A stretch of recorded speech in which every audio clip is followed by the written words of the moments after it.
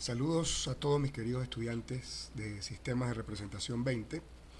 Este es el primero de una serie de videos en los cuales pretendo mostrar las generalidades del sistema axonométrico oblicuo en materia del último tema de nuestro curso. En vista de que no se pudo realizar la sesión presencial del día de ayer, miércoles, 1 de noviembre, pues iniciamos con esta serie de videos que, como les digo, pretenden abarcar de forma muy general los elementos fundamentales del sistema axonométrico oblicuo. En primer lugar, definamos los elementos que conforman nuestro sistema. Imaginemos, como en la imagen que tenemos acá, podemos visualizar un sistema cartesiano rectangular de ejes X, Y y Z. El sistema axonométrico oblicuo consiste en la proyección oblicua, como su nombre lo indica, de los elementos sobre un único plano de proyección que se hace coincidir con uno de los planos coordenados de este sistema cartesiano. En la imagen que estamos viendo en este momento, el plano del cuadro, que así se llama, el plano de proyección del sistema, coincide con el eje coordenado XZ. En este caso, la proyección que se obtiene es una proyección denominada caballera. Y las otras dos variantes del sistema, una en la que el plano del cuadro o plano de proyección va a coincidir con el plano coordenado de XY, se denomina proyección militar.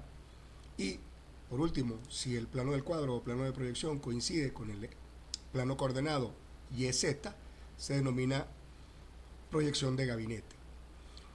Todo lo que yo voy a explicar y que se va a referir a un sistema de proyección caballera es análogo en las otras variantes del sistema axonométrico oblicuo. Por lo tanto, la explicación en militar y en de gabinete las voy a omitir. Bien, fíjense cómo el plano del cuadro o plano de proyección está confundido con el plano coordenado de la X y la Z, es decir, con el plano vertical del sistema diédrico. Ese plano yo lo he puesto en posición horizontal para que se entienda mejor la explicación, pero es, repito, el plano vertical del sistema diédrico. Claro, si el sistema, que es cilíndrico, fuese ortogonal, la proyección del eje Y sobre ese plano del cuadro se reduciría a un punto confundido con el origen de coordenadas del sistema. Para que el sistema axonométrico oblicuo tenga sentido, esos rayos de proyección no pueden ser perpendiculares al plano de proyección o plano del cuadro, sino que van a tener un ángulo phi de inclinación con respecto a dicho plano.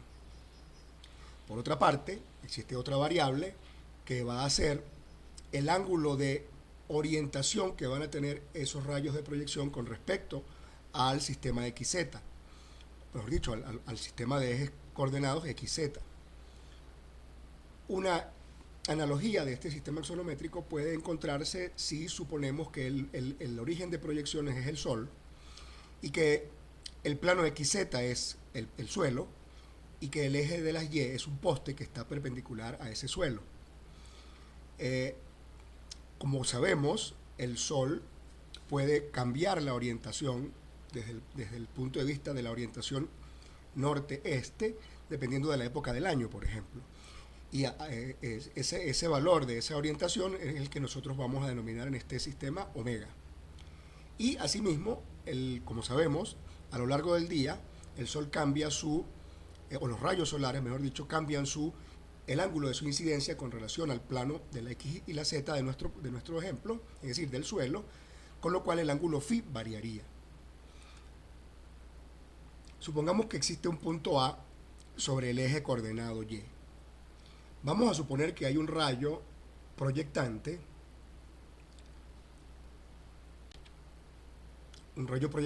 que en realidad hay una cantidad infinita de rayos proyectantes, como sabemos, pero consideremos solamente aquel que pasa por el punto A, y ese rayo proyectante tiene un ángulo de incidencia sobre el plano del eje coordenado, del plano coordenado XZ, que vamos a denominar phi. Y ese rayo va a tener un punto de intersección sobre el plano de proyección que vamos a llamar A'. La unión de A' con el origen de coordenadas va a dar como resultado la proyección del eje Y, del eje Y, que vamos a llamar Y' en el plano de proyección. Esa proyección Y' va a formar un ángulo omega con respecto al eje de la X. Ese ángulo omega se acostumbra a medir a partir de la parte positiva del eje X y en sentido contrario al reloj. Ese ángulo omega va a tener un valor que va a oscilar entre 180 grados y 270 grados. Bueno, en realidad puede tener cualquier orientación, pero para que en aras de, digamos, de conservar la estética del resultado de nuestra representación, ese ángulo omega va a variar entre 180 grados y 270 grados sin incluir los extremos. Eso, la selección del valor del ángulo omega va a depender de el efecto que se le quiera dar a la representación que se va a obtener de los objetos en este sistema, que por cierto, no he mencionado, es un sistema creado con el fin de darle a las proyecciones una ilusión de una tercera dimensión que no se puede lograr tan fácilmente con el sistema diédrico, pero sin perder la posibilidad de hacer medidas en las direcciones de los ejes X, Y y Z. De hecho, el nombre de axonométrico proviene del griego y significa medida sobre ejes.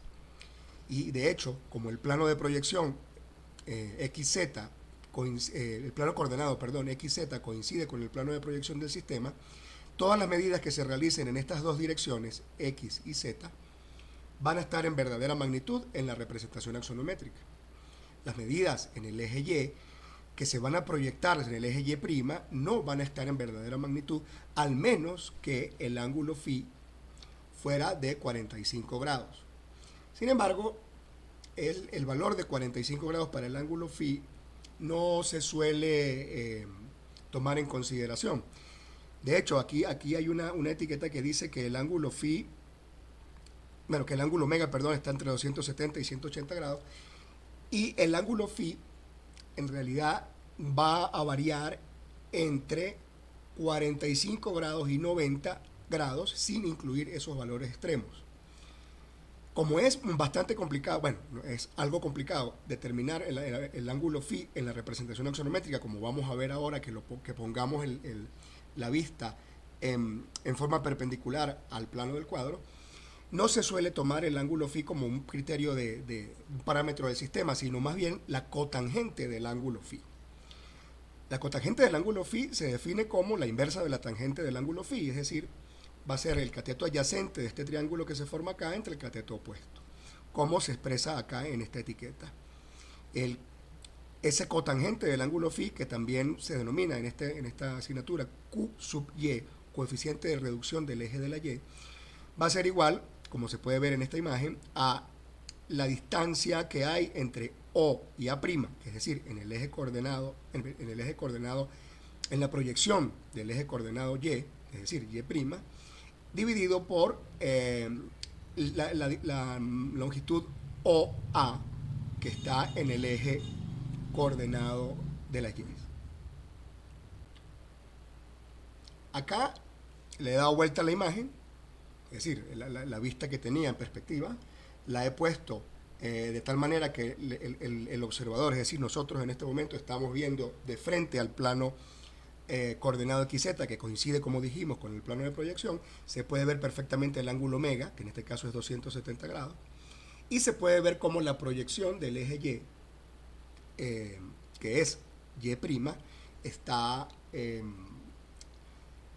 representado en esta imagen. Ese valor del coeficiente de reducción Q sub Y va a oscilar entre 0 y 1, de tal manera que el ángulo, como les dije, estaría variando entre 45 y 90 grados. Y la forma de representar esos parámetros básicos del sistema y de pasar del sistema diédrico al sistema axonométrico se los voy a explicar en el siguiente video.